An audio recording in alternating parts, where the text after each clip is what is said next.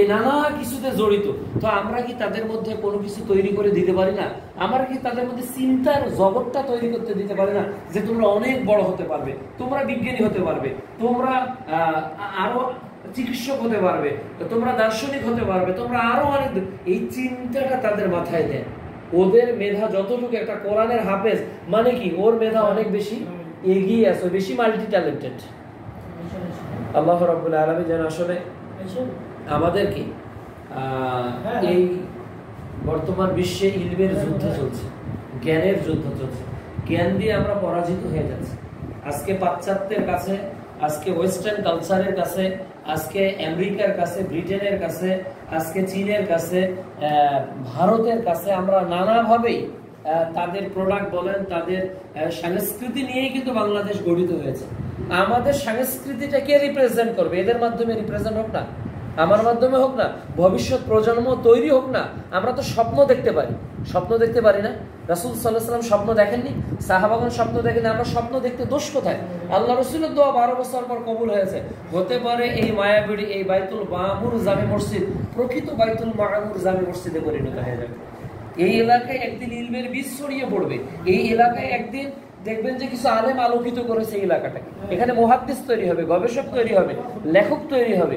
এই এলাকায় কিন্তু গুরাবায়ে আহলে হাদিসের প্রতিষ্ঠাতা ছিল। এই এলাকায় গুরাবায়ে আহলে হাদিস প্রথম গঠিত হয়েছে। এবং ভারত উপমহাদেশ আহলে হাদিস বলতেই বোঝে হারা গাছ। ভারত উপমহাদেশে আহলে হাদিসের নামকরণে একটা বড় জায়গা কিন্তু এই হারা গাছের মাটি। কাজে হারা গাছের ঐতিহ্য কিন্তু ছোটখাটো কোনো ঐতিহ্য নয়। হারা গাছের ঐতিহ্য কেবল রংপুরের সঙ্গে জড়িত নয়, হারা গাছের ঐতিহ্য কেবল বাংলাদেশের সাথে জড়িত নয়, হারা গাছের ঐতিহ্য একেবারে পাকিস্তান, হারা গাছের ঐতিহ্য ভারত উপমহাদেশের সঙ্গে কিন্তু জড়িত আছে এই হারা গাছের ইতিহাস। এই জন্য আমার মনে হয় বড় বড় দিকপাল এর আনাগোনা, আল্লামা আব্দুল আল কাফিয়াল কুরাইশি কতবার হারা গাছে এসেছেন হিসেব আছে? অনেকবার এসেছেন। বড় বড় আলেমদের একটা বিচরণের জায়গা ছিল, ওস্তাদজি আমার থেকে আরো ভালো বলতে পারবেন, এই হারা গাছের অঞ্চলটা। আব্দুল্লাহ বিন ইবনে ফজল এই মসজিদে 7 ঘন্টা বক্তব্য। হ্যাঁ এইটাই, হ্যাঁ এটা আমি শুনেছি। এই জায়গার ইতিহাস কিন্তু আব্দুল্লাহ ইবনে ফজল হাফিজাহুল্লাহ রাহিমাহুল্লাহ 7 ঘন্টা টানা, এবং উনি কোরআন হাদিসের বাইরে কোনো কথাই বলতেন না।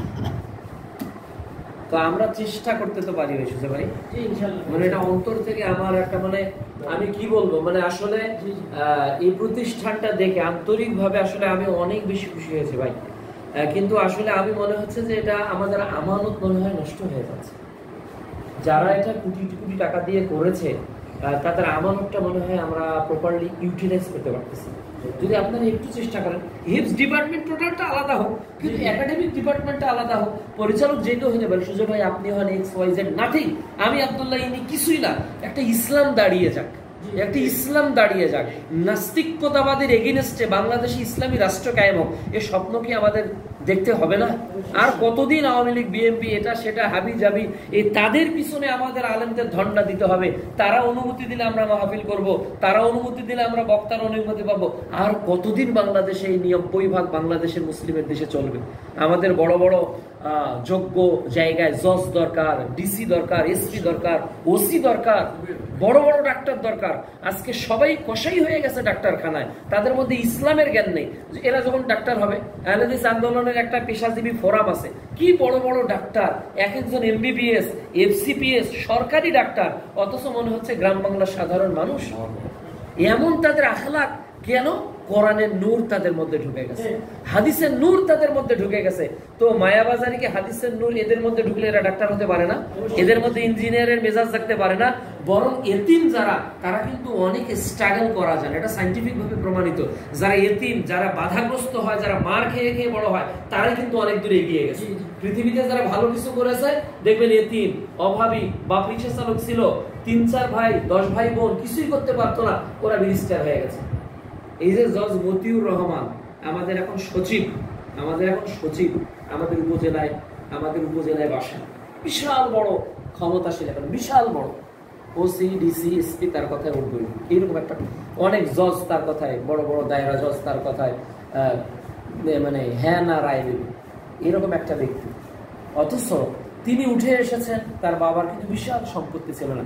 সেদিন আমি শুনলাম, ওনার বাসায় গেছিলাম, মিটিং ছিল আমাদের, একটা মাদ্রাসা উনি দিচ্ছে, তো সেদিন শুনলাম এরকম ঘটনা, একেবারে মাটির বাড়ি ছিল, কোনো রকম মাটির বাড়ি, 5 ভাই বোন, কোনো রকম, অথচ তার 2টা বোন, একজন লালমনিরহাটে ছিলেন, হয়তো অন্য জায়গায় মুসলিম হয়ে গেছে।